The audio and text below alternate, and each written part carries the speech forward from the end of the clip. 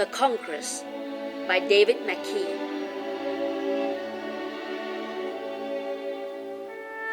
There was once a large country that was ruled by a general. The people believed that their way of life was the best.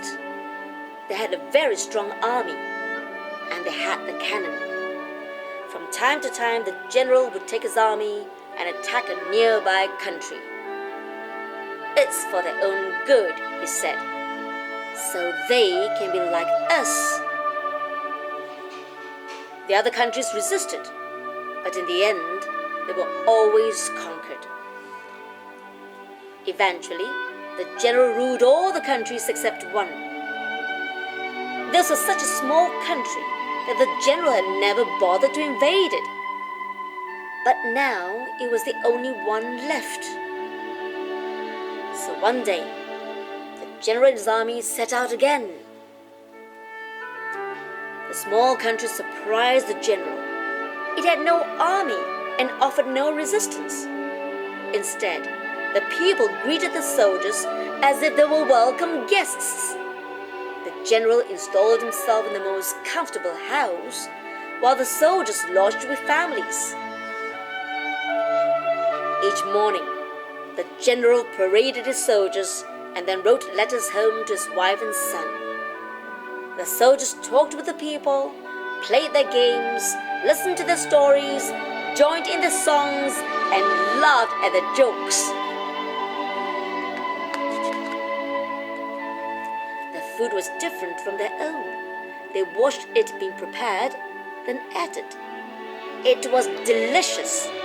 With nothing else to do, the soldiers helped the people with their work. When the general realized what was happening, he was furious. He sent his soldiers home and replaced them with fresh ones.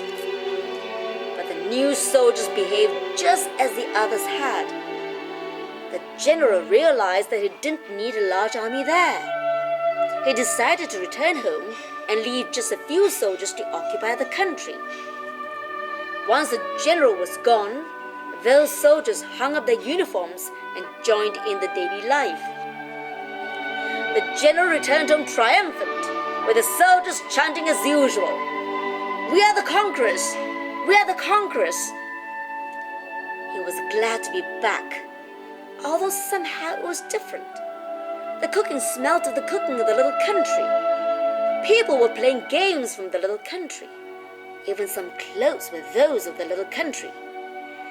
He smiled and thought, the spoils of war. That night, when he put his son to bed, his son asked him to sing to him.